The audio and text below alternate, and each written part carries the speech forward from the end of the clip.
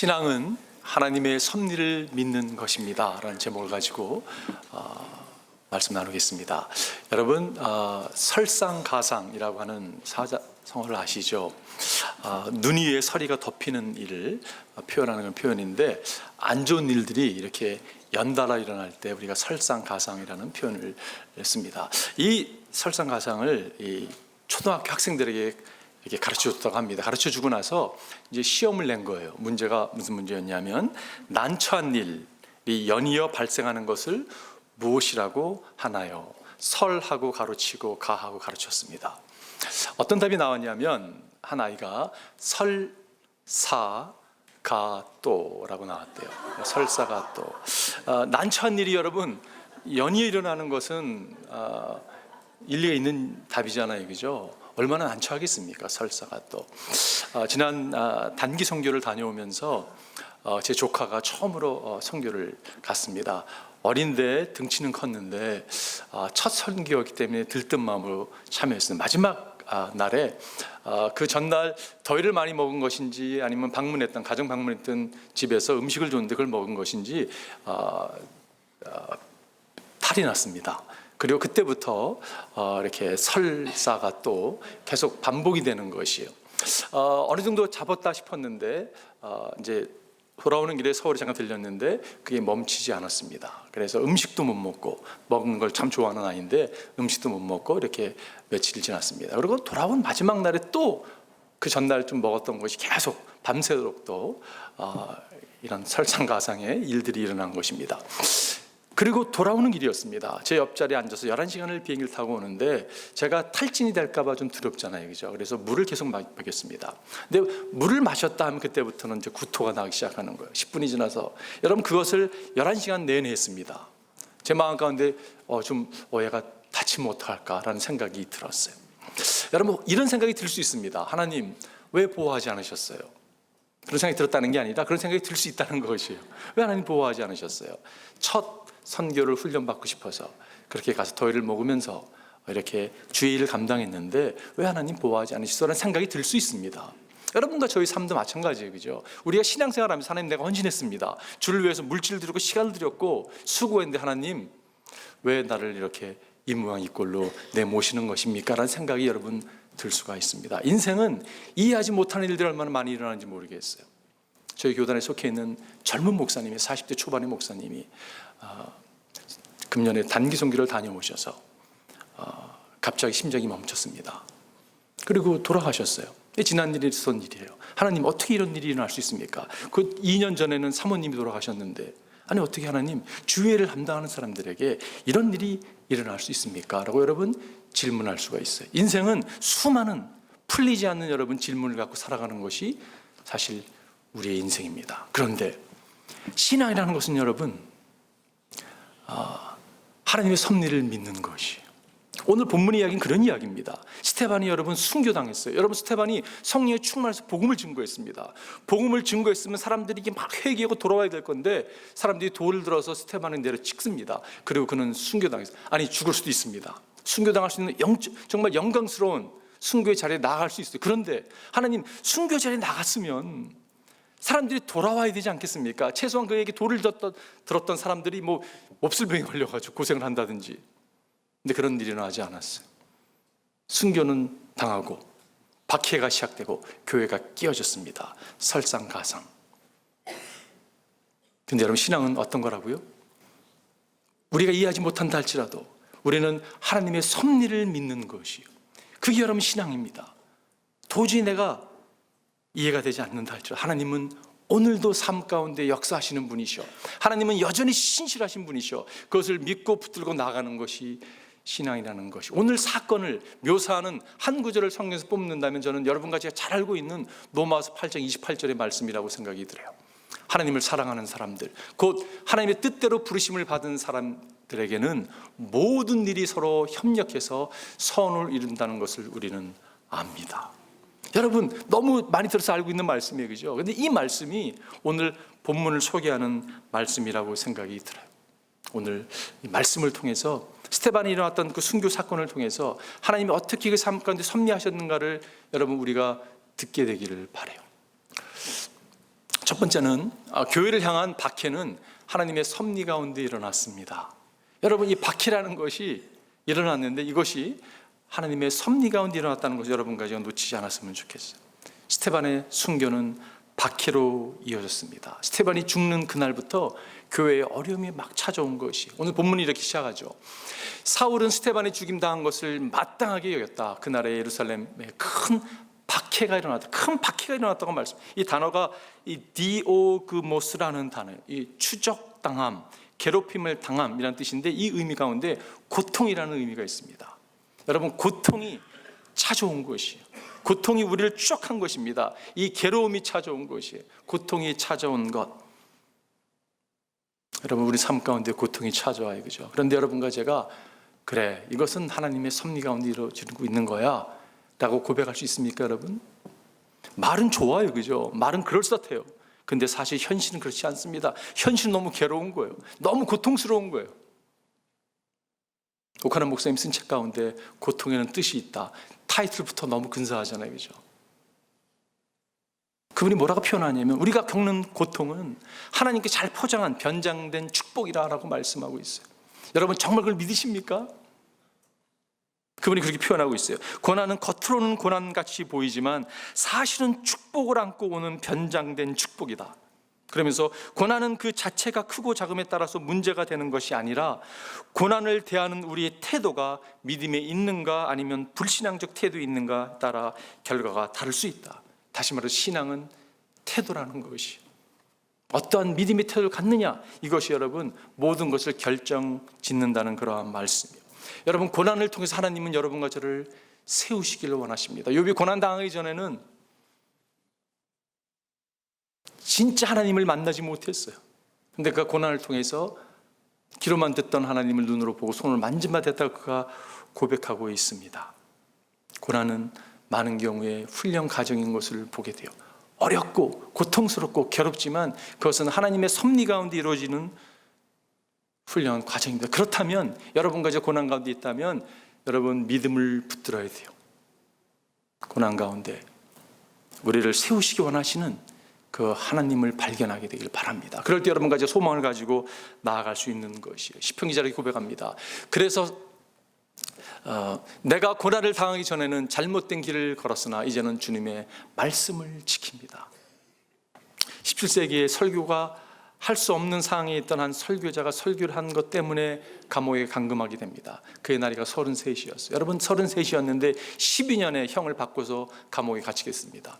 여러분, 그 당시에는 17세기는요 평균 수명이 길지 않았기 때문에 그 말은 종신형의 선고를 받은 것이 얼마나 괴로웠는지 모릅니다. 젊은 나이에 감옥 생활을 하면서 고통 가운데 있는데 아내가 죽습니다.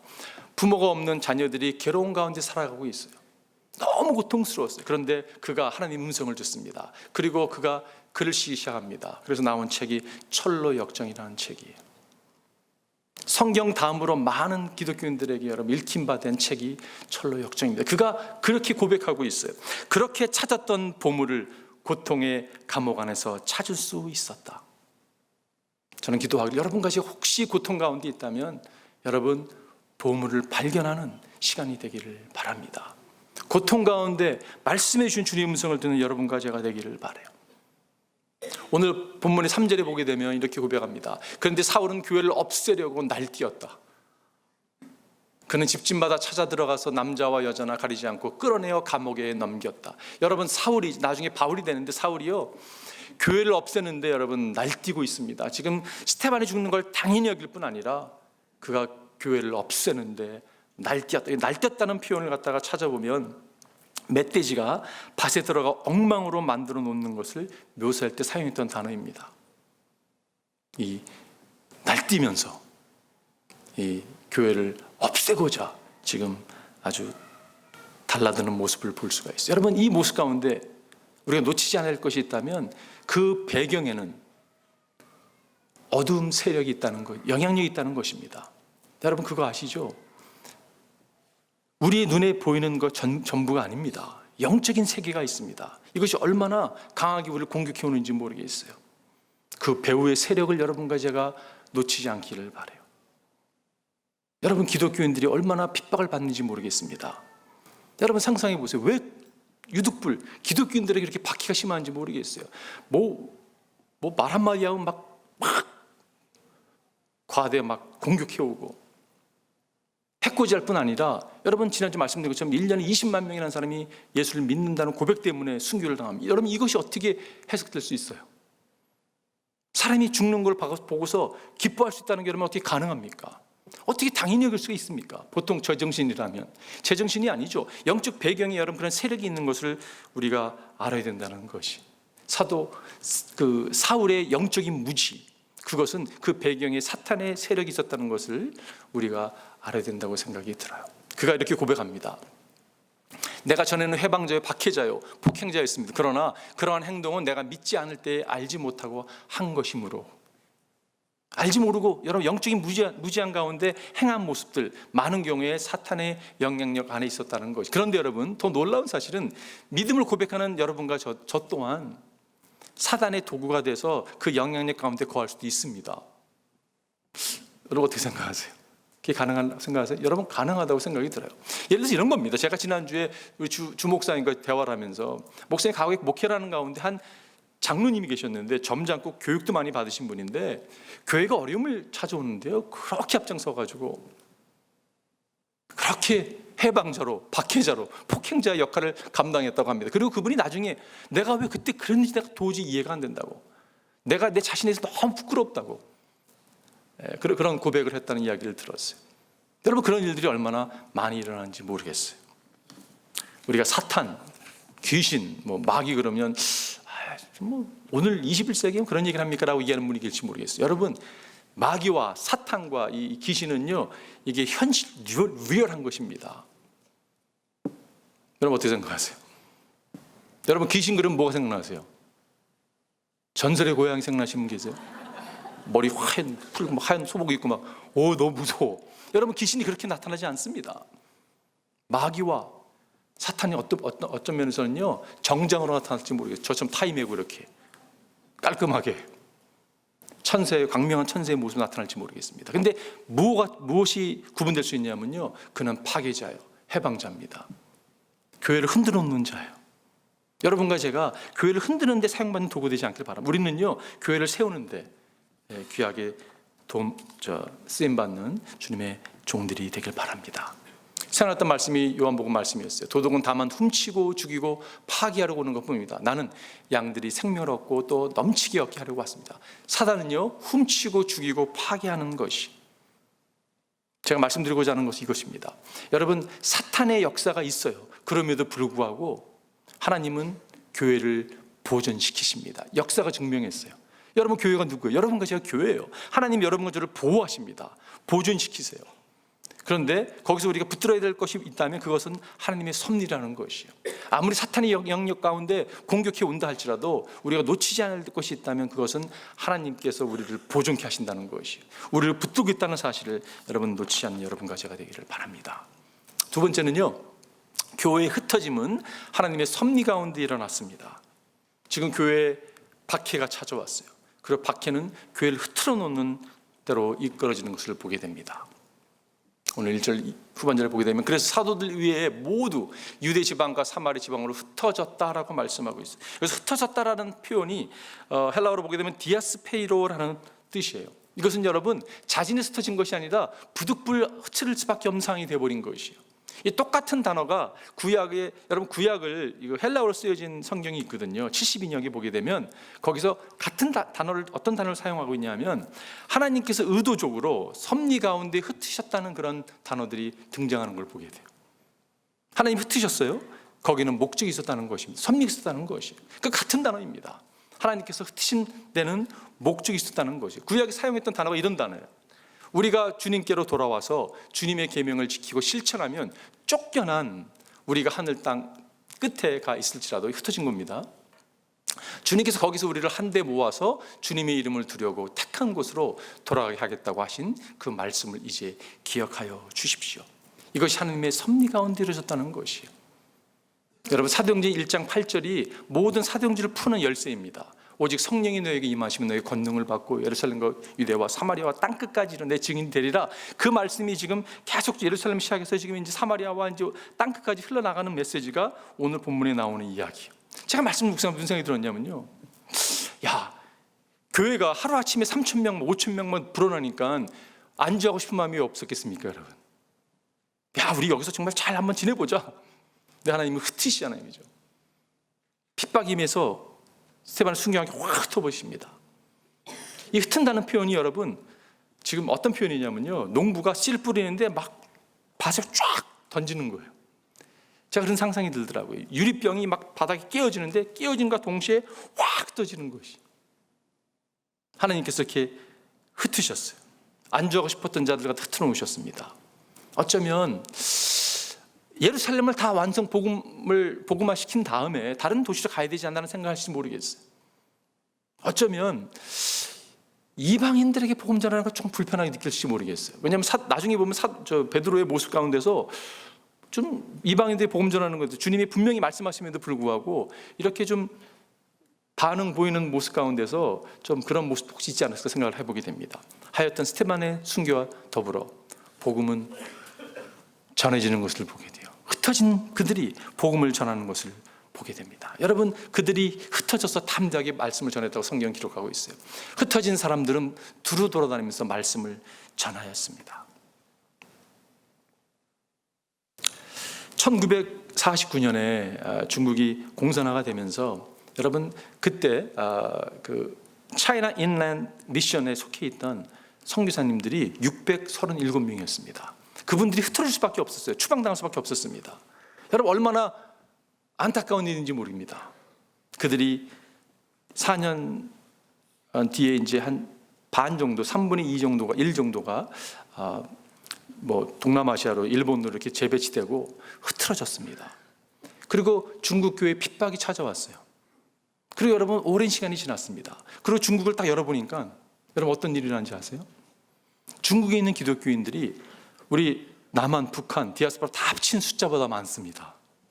중국에 있는 교인의 숫자가요, 미국의 크리스찬들 숫자보다 더 많아요. 어떤 의미에서는 하나님께서 흐트러 놓으셨기 때문에 여러분 복음은 흥행할 수 있었다고 생각이 들어요. 예루살렘이 하나님의 목적이 아니었다는 것이에요. 하나님의 목적은 온 유대와 사마리아 땅끝까지 하나님의 마음이 있었던 것을 보게 됩니다. 여러분 평양이 동방의 예루살렘이라고 여겨졌던 곳이옵니다. 수많은 기독교인들이 있었고 수많은 목회자들이 있었습니다. 그런데 유교가 일어났어요. 여러분 얼마나 역사에 아픈 사건이 일어난 것입니까? 그런데 그때 여러분 수많은 사람들이 흩어졌습니다. 그런 남한교회가 든든히 세워지고 수많은 사람들이 교회가 세울 수 있었던 것은 북에서 내려온 목사님들과 성도들이 세운 교회들이에요. 저는 이런 생각을 해보게 돼요.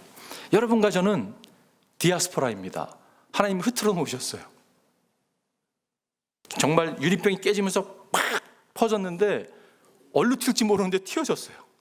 우리는 그냥 여기로 튀었다고 생각했는데 그게 아니라는 거예요. 하나님이 여기를 심어놓았다는 것이에요. 여러분 택하심 받은 사람입니다. 그 말은 무슨 말이냐면 여러분과 제가 하나님 흩어놓으셨던 목적을 갖고 살아가는 사람들이에요. 그죠? 그렇다면 우리의 목적이 복음 전하는 데 있다면 복음을 이해하지 못하고는 복음을 어떻게 전하겠어요? 그죠? 그렇기 때문에 여러분과 저는 선택받은 사람이에요. 여러분 한번 생각해 보십시오. 여러분이 미국 오지 않았다면 이 가운데 앉아 계실까요? 앉아 계실 분이 몇 분이나 될까요? 제가 그런 대화를 많이 나눕니다. 저는 목사님 미국 안 왔으면요 아직 그냥 살아있지 않을지 모를 거라고.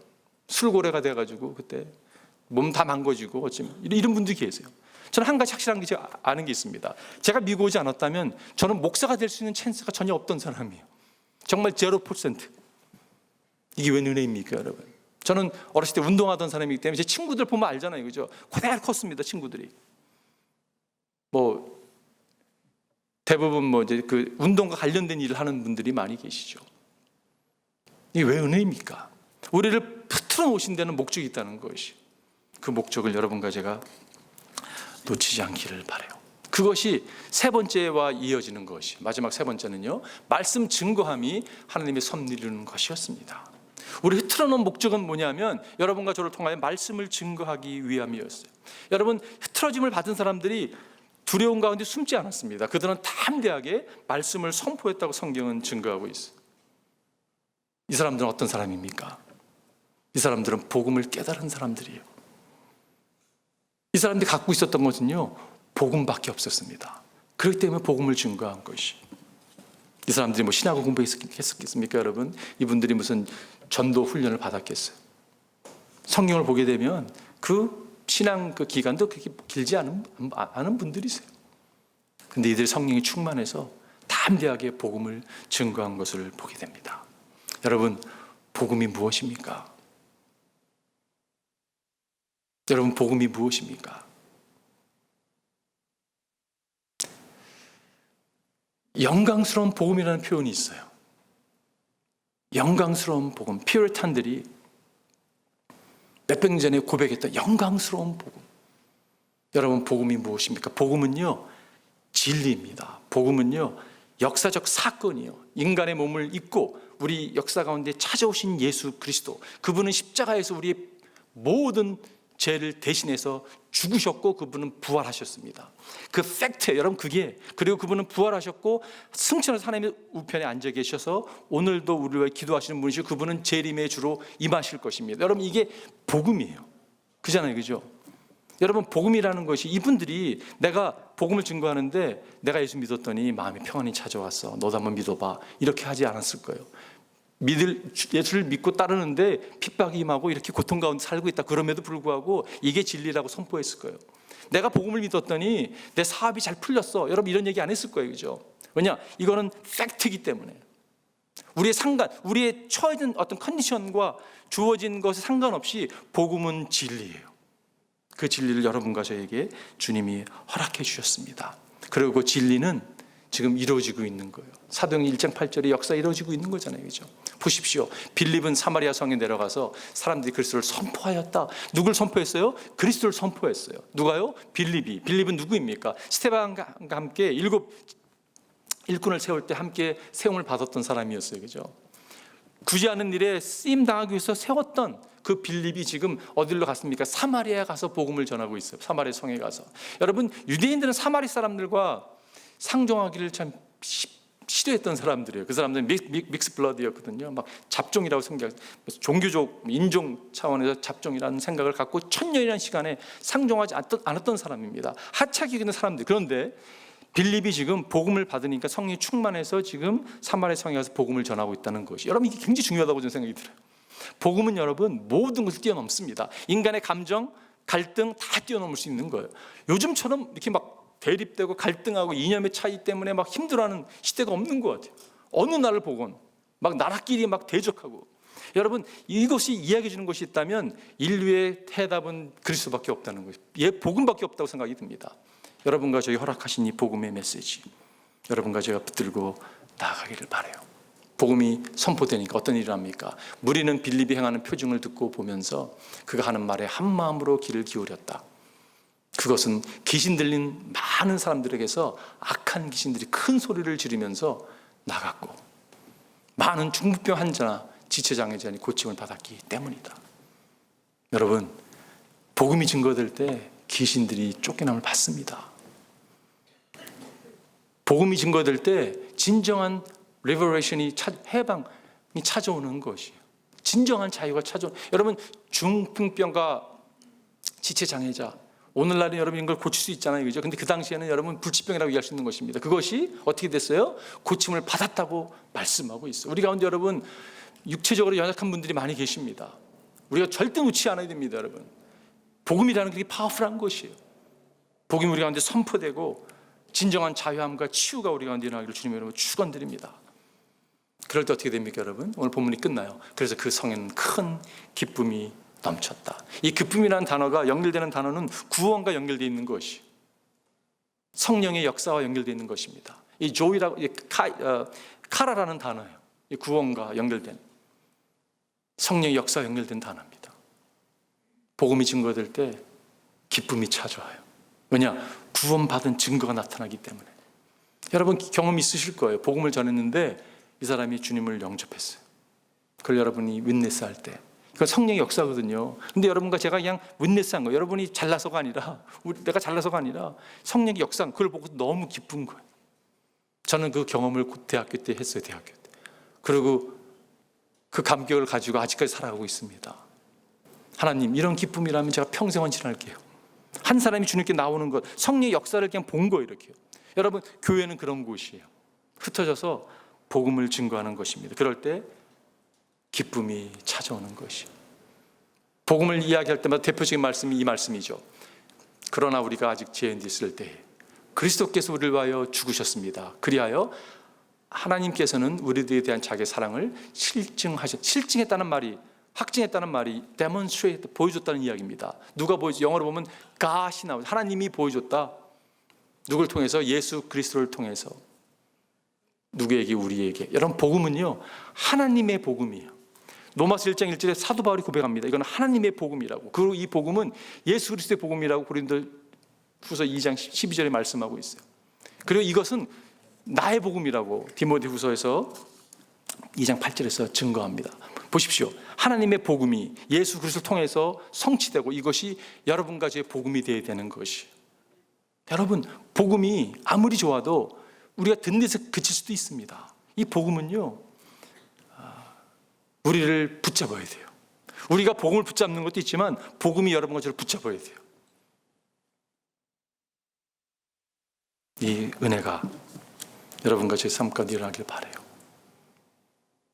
하나님의 섭리, 복음을 증거하는 건 하나님의 섭리입니다. 제가 결론 내릴게요. 설상가상 이 모든 것은 하나님의 섭리였습니다. 박해와 흩어짐, 그것은 최악의 상태였어요. 근데 하나님은 최악의 상태를 최고의 것으로 변화시키시는 분이십니다. 절망을 소망으로, 좌절을 축복으로 끌어내시는 분이 하나님이세요. 그렇기 때문에 모든 좌절을 축복으로 해석하는 여러분과 제가 되기를 바랍니다. 모든 실패, 고통, 하나님 영광스러운 여러분과 저를 향한 그 계획의 시작이라고 여러분과 제가 여겼으면 좋겠어요. 하나님의 섭리란 하나님께서 모든 것을 돌보시고 통치하신다는 것을 말하는 것입니다. 하나님의 섭리를 통해 하나님의 뜻을 성취하십시오. 여러분, 그렇기 때문에 포기하지 마십시오. 포기하지 않아야 돼요. 왜냐, 우리는 하나님의 섭리를 믿는 신앙의 사람이기 때문에 그렇습니다. 제가 오늘 설교를 마치면서 조지 마틴스라고 하는 분이 쓴 책에서 한 내용을 좀 읽고 여러분 마치고 싶어요. 내 영혼아, 꿇어 엎드러지는 장소를 피하지 말라. 과거의 의인들에게 가장 잊지 못할 풍요의 자리가 어디였던가 물어보라. 그들의 대답은 내가 엎드러졌던 차가운 바닥이라고 답할 것이다. 아브라함에게 물어보라. 모리아산의 번제단을 가리키리라. 요셉에게 물어보라. 차가운 감옥을 가리키리라. 다윗에게 물어보라. 그의 노래는 밤에 지어졌다고 할 것이다. 욥에게 물어보라. 하나님의 폭풍우 가운데서 응답하셨다고 할 것이다. 베드로에게 물어보라. 그는 바다에서 순종을 배웠다고 하리라. 요한에게 물어보라. 그는 밤모섬에 승리의 멸류관을 던지리라. 바울에게 물어보라. 그는 자기의 눈을 멀게 한 빛에서 영감을 보았다고 할 것이다. 나와 함께 가는 순례자들이여, 가는 길이 예상보다 고통스러운가? 만사 형통 승승장구의 경험을 할 줄 알았는데 춥고 황량한 땅에 앉아 외롭고 낙심되고 상심했는가? 길을 잘못 들은 것이 아닌가 의심하기 시작했는가? 내 말을 들으라. 그렇지 않다. 하나님이 당신 안에 역사하신다. 하나님의 능력의 손이 당신 위에 있다. 하나님의 사랑이 당신을 감싸고 있다. 하나님의 은혜가 바로 당신 곁에 있다. 깨어나서 그것을 잡으라. 신앙은 하나님의 섭리를 믿는 것입니다. 기도하겠습니다.